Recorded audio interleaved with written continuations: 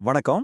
ஒரு சிலரோட அர்ப்பணிப்பு ஒரு முழு சமுதாயத்தையே மாத்துற சக்தியா எப்படி மாறுதுன்னு என்னைக்காவது யோசிச்சு பார்த்திருக்கீங்களா?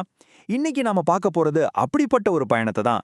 ஸ்ரீதாஸ் ட்ரஸ்ட் சேவையே தங்களோட மூச்சா நினைக்கிற ஒரு அமைப்பு. இவங்க யாரு, என்ன செய்றாங்க, இவங்களோட நோக்கம் என்னன்னு வாங்க விரிவா பார்க்கலாம். சுமார் 2 தசாப்தங்களாக மனித நேய சேவையில். இந்த ஒரு வரி இதுவே அவங்களோட மொத்த கதையும் சொல்லுது இல்லையா? 20 வருஷம். சும்மா சொல்றதுக்கு வேணா சுலபமா இருக்கலாம். ஆனா யோசிச்சு பாருங்க, இது வெறும் கால அளவு இல்ல. ஒரு தலைமுறையை மாத்தக்கூடிய அளவுக்கு ஒரு ஆழமான, தொடர்ச்சியான அர்ப்பணிப்பு. இதுதான் ஸ்ரீதாஸ் ட்ரஸ்டோட அஸ்திவாரம். சரி, இவ்ளோ பெரிய அர்ப்பணிப்புக்கு பின்னாடி யார் இருக்கிறாங்க? இந்த ஸ்ரீதாஸ் ட்ரஸ்ட் அப்படின்னா என்ன? எப்படி இது ஆரம்பிக்கப்பட்டது? முதல்ல அவங்களோட அடையாளத்தை நாம சரியா புரிஞ்சுக்கலாம். இதுதான் அவங்களோட முழு பெயர். ஸ்ரீ தர்மாசாஸ்தா ஆன்மீக சபா. கொஞ்சம் நீளமா இருக்குல்ல? அதனால தான் நாம எல்லாருமே சுருக்கமா ஸ்ரீதாஸ் ட்ரஸ்ட்னு சொல்றோம். பேர் எப்படி இருந்தாலும் அவங்களோட நோக்கம் ரொம்பவே நேரடியானது, ரொம்ப தெளிவானது.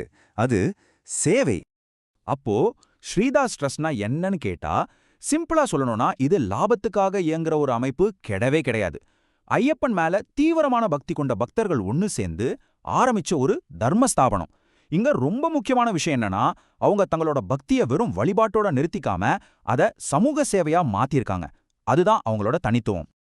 அவங்க சேவையில எனக்கு ரொம்ப பிடிச்ச ரொம்ப முக்கியமான ஒரு விஷயம்னா அது இதுதான். பாகுபாடே கிடையாது. ஜாதி, மதம், இனம்னு எந்த வித்தியாசமும் பார்க்காம உதவி தேவைப்படுற எல்லாருக்குமே அவங்க கதவு திறந்திருக்கு. இதுதானே ஒரு உண்மையான சேவைக்கு அழகு. ஓகே, பாகுபாடு இல்லாத சேவை தான் அவங்களோட கொள்கைன்னு பார்த்தோம். ஆனா ஒரு கொள்கைய எப்படி செயல் வடிவமா மாத்துறாங்க? அவங்க செய்யற கான்கிரீட்டான சேவைகள் என்னென்ன? வாங்க இப்போ அவங்களோட செயல்பாடுகளோட இதயத்துக்குள்ளே நாம போகலாம். கடந்த 10 வருஷத்துக்கும் மேலையா இவங்களோட இந்த சேவை பயணம் ஒரு நாள் கூட நிக்காம தொடர்ந்துட்டே இருக்கு. இது ஏதோ அப்பப்போ செய்யற உதவி கிடையாது. இது ஒரு தொடர்ச்சியான ஆழமான அர்ப்பணிப்பு. சமூகத்தோட தேவைகள் மாற மாற அதுக்கேத்த மாதிரி தங்களோட பணிகளையும் விரிவுபடுத்திக்கிட்டே வராங்க. சரி, அப்படி என்னென்ன சேவைகள் தான் செய்யறாங்க? கல்வி, மருத்துவம், திருமணம்னு பலதரப்பட்ட தேவைகளை இவங்க எப்படி பூர்த்தி செய்யறாங்கன்னு இப்ப நம்ம ஒண்ணா பார்க்க போறோம். இது மூலமா அவங்க சேவையோட வீச்சு எவ்வளோ பெருசுன்னு நமக்கே புரியும். இங்க பாருங்களேன், அவங்க சேவைகளோட பட்டியல. ஒரு குழந்தையோட படிப்புல ஆரம்பிச்சு ஒரு ஏழை பெண்ணோட திருமணம் வரைக்கும் அவங்களோட உதவிக்கரம் நீளுது.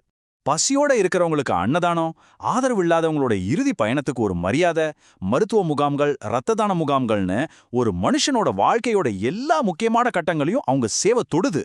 இது வெறும் ஒரு லிஸ்ட் இல்ல, இது ஒரு சமூகத்துக்கான பாதுகாப்பு வலை. இவ்ளோ நல்ல விஷயங்களை செய்யற இந்த அமைப்போட நாம எப்படி இணையறது? ஒருவேளை நமக்கு உதவி தேவைப்பட்டாலோ இல்ல நாம யாருக்காவது உதவ நினைச்சாலோ இவங்களை எப்படி அணுகிறது? அதுக்கான வழிகளை இப்ப ரொம்ப தெளிவா பார்க்கலாம். அவங்க இணையதளத்துக்கு போனீங்கன்னா 2 வழிகள் இருக்கு. ஒன்னு, கல்வி உதவி தேவைப்படுறவங்க விண்ணப்பிக்கலாம். இன்னொன்னு, இந்த சேவை பயணத்துல நீங்களும் ஒரு பகுதியா மாறணும்னு விரும்புனா உறுப்பினரா சேரலாம். அதாவது உதவி கேட்கவும் அங்க வழி இருக்கு, உதவி செய்யவும் வழி இருக்கு. எவ்வளவு அழகான ஒரு விஷயம் பாருங்க. இந்த செயல்முறை ரொம்பவே எளிமையானது தாங்க. வெறும் 3 ஸ்டெப்ஸ் தான். முதல்ல உங்களுக்கு தேவையான ஃபார்மை டவுன்லோட் பண்ணுங்க. ரெண்டாவது, அதை கவனமா நிரப்பி ஒரு PDF ஃபைலா சேவ் பண்ணுங்க. கடைசியா அவங்க வெப்சைட்ல இருக்கிற சப்மிஷன் ஃபார்ம்ல அந்த PDF அட்டாச் பண்ணி அனுப்ப வேண்டியதான். ரொம்ப சிம்பிள். அவங்களோட சேவைகள், புது புது திட்டங்கள் பத்தின அப்டேட்ஸை நீங்க உடனுக்குடன் தெரிஞ்சுக்கணுமா? அப்போ அவங்களோட யூடியூப் மற்றும் ஃபேஸ்புக் பக்கங்களை மறக்காம ஃபாலோ பண்ணுங்க. அவங்க செய்யற மாற்றங்களை நீங்க நேரடியாவே பார்க்கலாம். அது மூலமா நீங்களும் ஒரு உத்வேகம் அடையலாம். ஸ்ரீதாஸ் ட்ரஸ்டோட இந்த பயணத்தை பார்க்கும்போது மனசுல இயல்பாவே ஒரு கேள்வி எழும்புது. இவங்கள மாதிரி அமைப்புகள் தான் நம்ம சமூகத்தோட பல இடைவெளிகளை நிரப்புறாங்க. உண்மைதான். ஆனா இந்த வேகமான நவீன உலகத்துல இது மாதிரி அறக்கட்டளைகளோட உண்மையான பங்கு என்னவா இருக்கணும்? இது வெறும் உதவி செய்யறதோட முடிஞ்சிருதா, இல்ல இதை தாண்டி சமூகத்துல ஒரு நிரந்தர மாற்றத்தை உருவாக்குறதுல இவங்களுக்கு இன்னும் பெரிய பொறுப்பு இருக்கா?